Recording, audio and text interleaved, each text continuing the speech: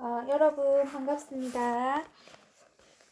우리가 이번 주에 만나서 이제 시험을 칠 줄 알았는데,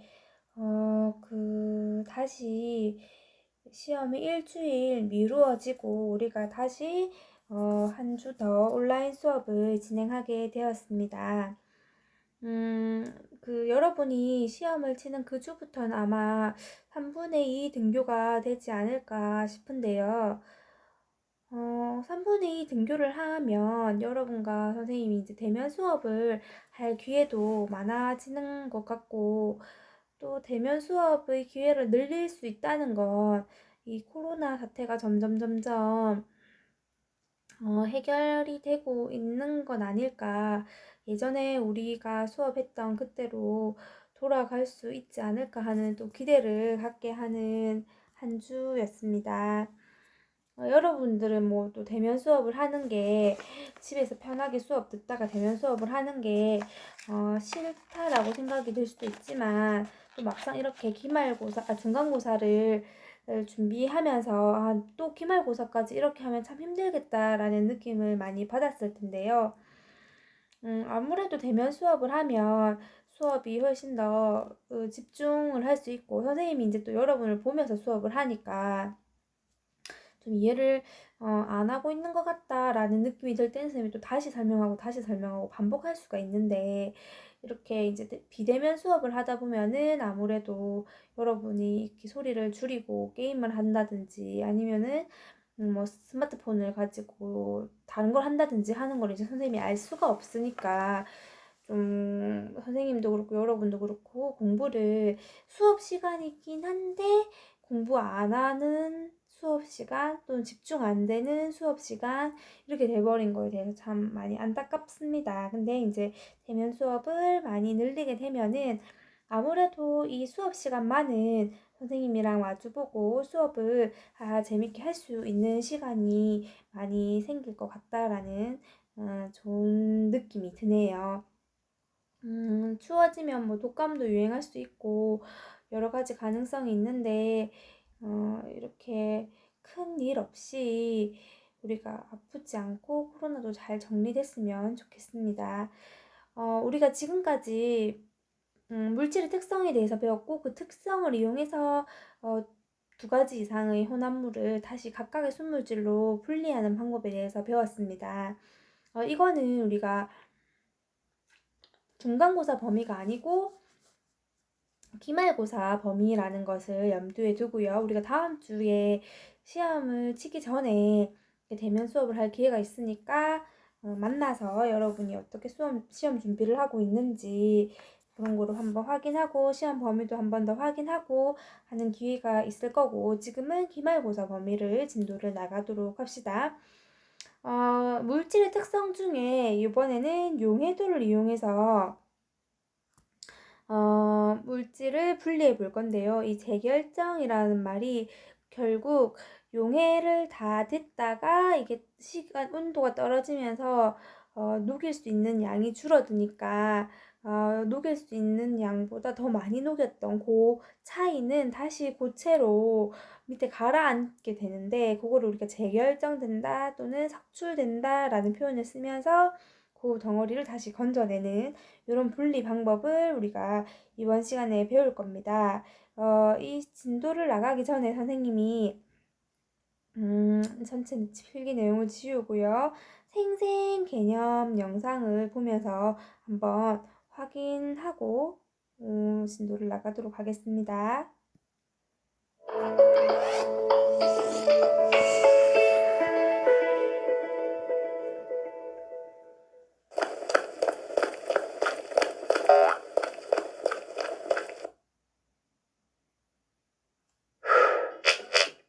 제2화 가루 혼합물을 분리하라. 탐정은 넓고 깊게 생각하는 것도 중요하지만 주어진 도구를 잘 사용하는 것도 중요하지. 그런 면에서 합격이야. 야호! 의뢰인! 어서와. 여기는 무슨 문제든 해결해주는 교내 탐정사무소야. 안녕. 곤란한 일이 있어서 찾아왔는데 무슨 일이 있었던 거야? 쉬는 시간에 운동장에서 축구를 하고 있었어. 그런데 열려있던 과학실 창문으로 축구공이 들어가 버린 거야. 서둘러 과학실에 들어가 봤더니 다행히 사람은 없었는데 질산칼륨 병이 넘어지면서 내용물이 다 쏟아져 버렸어. 일단 다 모아서 가지고 왔지만 당장 내일 실험할 준비물인데 이렇게 되어버려서 큰일이야. 어떻게 하지? 불순물이 섞인 질산칼륨에서 순수한 질산칼륨만 분리해낼 방법 없을까? 글쎄, 어떨까? 방법이 있지. 정말? 자, 시작해볼까? 아? 이거면 해결이 된다고? 응. 뜨거운 물에 불순물이 섞인 질산칼륨을 넣고 모두 녹여. 그러면 그러면 결과는 내일 아침에. 정말 내일 아침에는 되는 거지?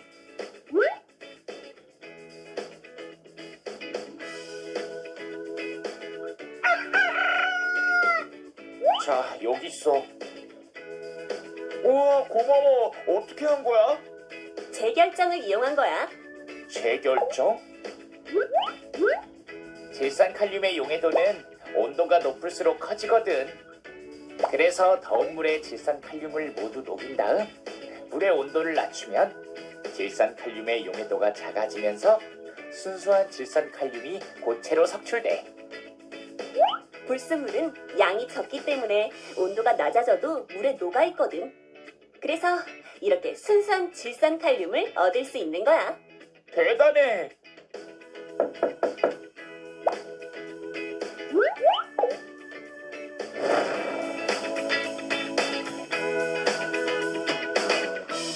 들어오세요. 이렇게 무슨 탐정놀이 하는 영상을 통해서 우리가 배울 내용을 확인을 해봤습니다. 다시 한번 정리를 하자면, 선생님 이 시간을 한 번씩 확인하는 거를 이해해 주기 바랍니다. 이게 오늘은 영상이 촬영이 되다가 또 꺼지고 되다가 꺼지고 해가지고 지금 선생님이 세 번째 촬영을 하고 있는 거라서 제대로 촬영이 되는지 확인하는 거니까 이해를 해주기 바랍니다. 요거는 이제 선생님이 설명을 한 번 더 하자면, 요렇게 용해도라는 것은, 자, 이렇게 컵이 있으면은 여기에다가 이제 물을 넣어요. 물을 넣고 여기다 이제 설탕을 넣는 거예요. 근데 항상 용해도는 기준이 이렇게 녹이는 물질 있죠. 요 용매라고 하거든요. 이 용매가 꼭 100g일 때를 가지고 기준으로 삼는 겁니다. 그래서 용매 100g, 그러니까 물 100g에 설탕이 최대한 녹일 수 있을 만큼 많이 녹였을 때를 우리가 용해도라고 하는 건데, 이 용해도는 뭐에 따라 다르냐면요. 온도에 따라 달라요, 여러분. 차가운 물에 물 100g에 그 설탕을 녹이는 거랑 팔팔 끓는 뜨거운 물 100g에 설탕을 녹이는 거랑 실험해보지 않아도 여러분은 뜨거운 물에서 그 설탕이 훨씬 더 많이 녹는 걸 알고 있습니다. 그러니까 온도가 높아지면 여기서 10도, 20도, 30도, 40도, 50도, 60도, 70도, 80도 온도가 높아지면 높아질수록 녹일 수 있는 양은 어떻다고요? 같이 증가를 해요. 그것도 급격하게 증가하는 것도 있고 뭐 별 차이 없는 것도 있고, 어쨌든 설탕은 차이가 많이 납니다.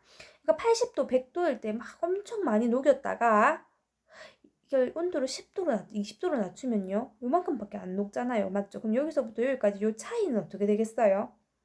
요 차이가 바로 다시 설탕 덩어리로 밑에 가라앉는 겁니다. 그걸 우리는 석출된다 또는 재결정이다 라고 얘기를 하는 거거든요. 이러한 방법을 통해서 우리가 혼합물을 순물질과 순물질로 이제 분리를 하겠다라는 건데요. 여기 우리는 질산칼륨이라는 고체 물질을 이용해서 이제 실험을 하는데, 질산칼륨과 이제 질산칼륨을 분리해내려면 질산칼륨 말고 또 다른 걸 섞어가지고 혼합물을 만들어야 되겠죠. 그게 바로 누구냐면 황산굴입니다. 황산 제2굴이랑 질산칼륨을 섞어요. 그럼 이게 뭐가 되겠어요? 순물질이 섞였으니까 혼합물이 되겠죠. 이 혼합물을 어떻게 하는 거예요? 40도씨의 물에 녹이는 거예요. 그럼 많이 녹겠죠. 그리고 난 다음에 이걸 어떻게 하는 거예요? 얼음물에 놔두는 거예요. 그러면은 온도가 떨어지니까 녹일 수 있는 용해도가 줄어들겠죠.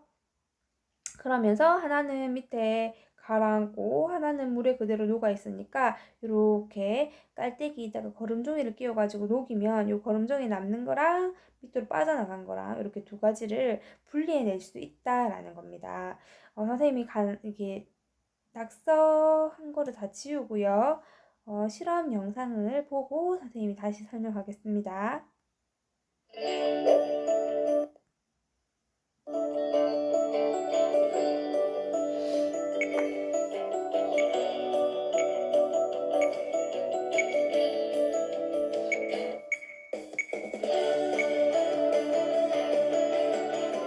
40도씨의 물 100g이 든 비커에 고체 혼합물을 넣어 모두 녹입니다.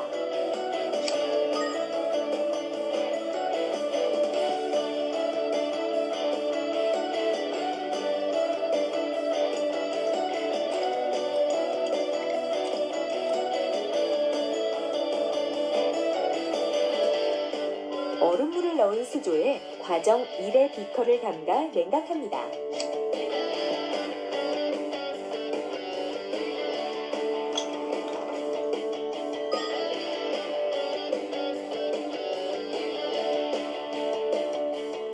과정 2에서 냉각한 용액을 거름장치로 걸러 석출된 물질을 분리합니다.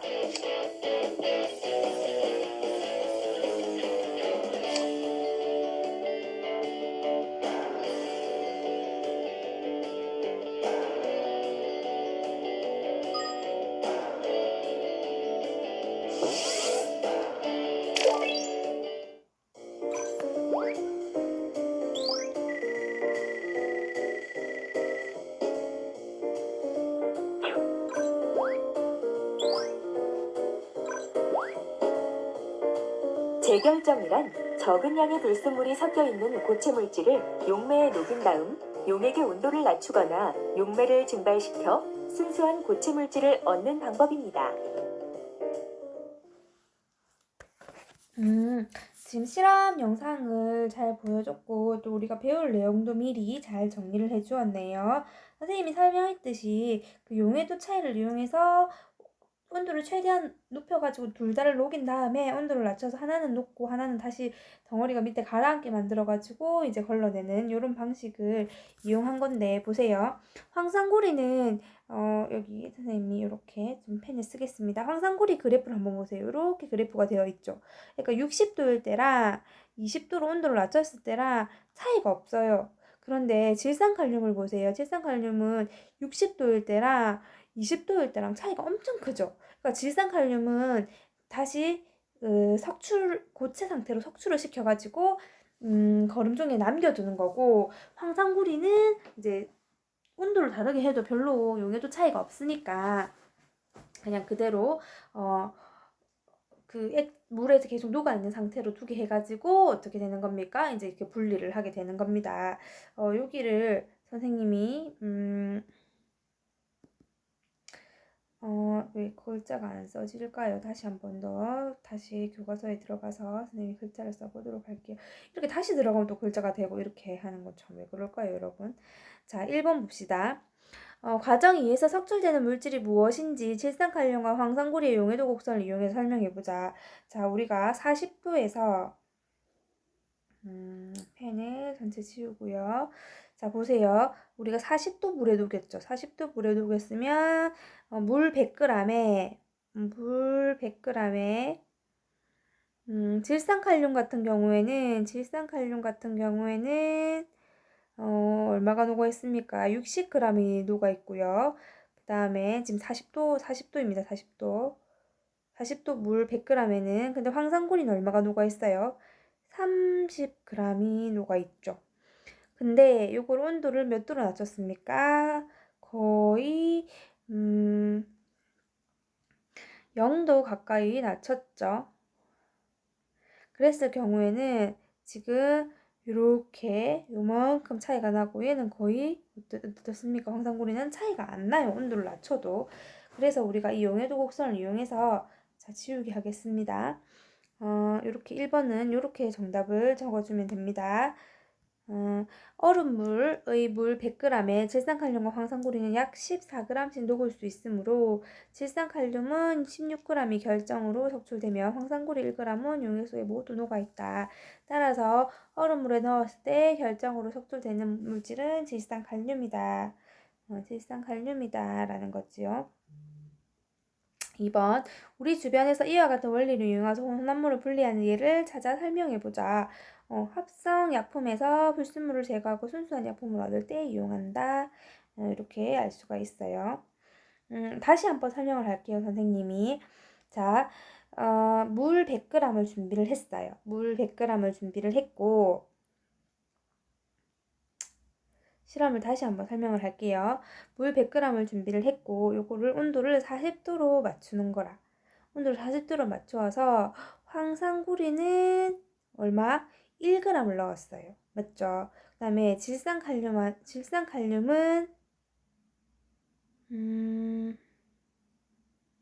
60g을 넣었네요. 잠깐만, 선생님 다시 앞 페이지 넘어가 보겠습니다. 질산칼륨은 30g을 넣었습니다. 질산칼륨은 30g을 넣었어요. 자, 그러면 그래프를 봅시다. 40도일 때 질산칼륨은 얼마를 녹일 수가 있었어요? 40도일 때 질산칼륨은 최대한 60을 녹일 수 있는데 40을 넣었으니까 다 녹았겠네. 30을 넣었으니까 다 녹았겠네. 맞죠? 그 다음에 황산고리는 40도일 때 최대한 30g을 녹일 수 있는데 1g을 넣었으니까 당연히 다 녹았을 거 아니에요. 맞죠? 근데 이거를 이제 온도를 낮추는 거예요. 보세요, 여러분. 그럼 이 용액은 지금 포화 상태가 아닌 겁니다. 불포화 상태인 겁니다. 왜? 질산칼륨은 60g까지 최대한 녹일 수 있는데 30g밖에 안 들었고, 황산고리는 이 30g까지 녹일 수 있는데 1g밖에 안 넣었으니까 최대한 녹일 수 있는 그램보다는 작게 넣었잖아요. 그럼 이걸 우리는 불포화 상태라고 합니다. 얘를 온도를 얼음물에 넣었으니까 0도까지 낮췄다라고 생각을 합시다. 0도까지. 그러면은 물을 온도를 낮춥니다. 온도를 낮춰서 0도를 만들어요. 0도를 만들면은 녹일 수 있는 양이 더 줄어들어요. 황산고리는 녹일 수 있는 최대 양이 한 16g 정도 되고요. 맞나요?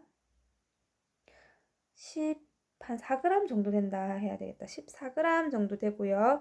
눈금을 이 가운데보다 조금 밑에 있으니까 질산칼륨도 똑같네. 그래프가 만났네. 14g 밖에 못 녹여요. 근데 아까 얼마를 넣었습니까? 30g을 넣었죠. 근데 14g 밖에 못 넣으니까 요 차이인 16g은 나머지 다시 뭘로 바뀌는 거예요? 고체로 바뀌어서 물 요 밑에 요렇게 고체로 바뀌어서 가라앉아 있는 거예요.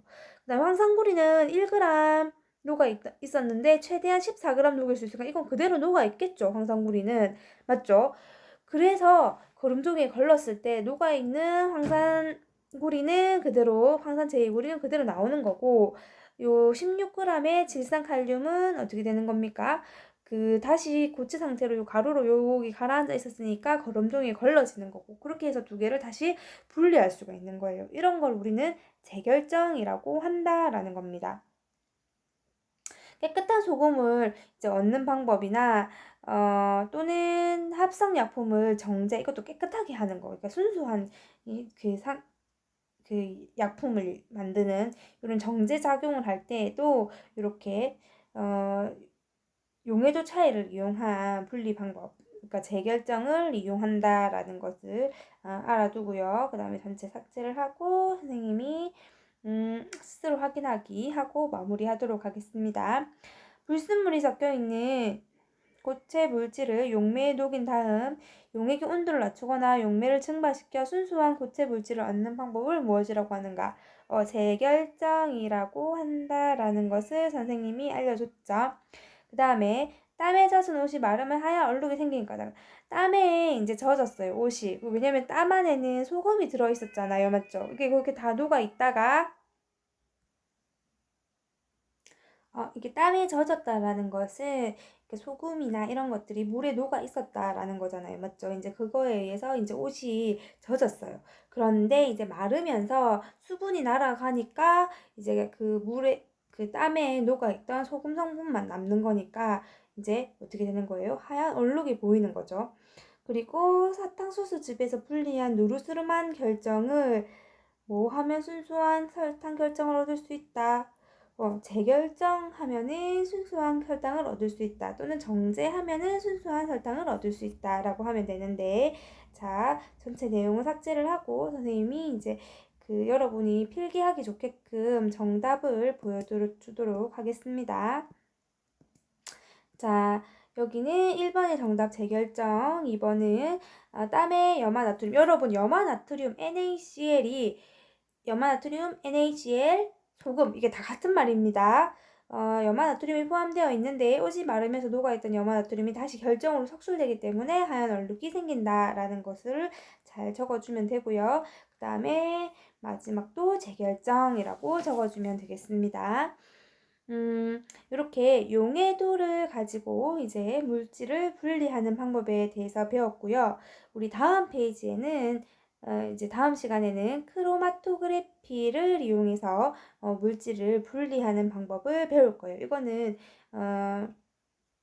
이것도 뭐 그러니까 색소를 분리하는 방법인데 이거는 실험을 해보면 참 재밌게 할 수 있을 텐데 시간이 오래 걸려요. 그 다음에 이제 그 외에도 다양한 물질을 분리하는 방법이 있는데 거기에 대해서 이제 배워볼 거고 이렇게 하면은 여러분 뒤로 조금씩 넘겨볼게요. 이렇게 하면은 요 단원이 끝이 납니다.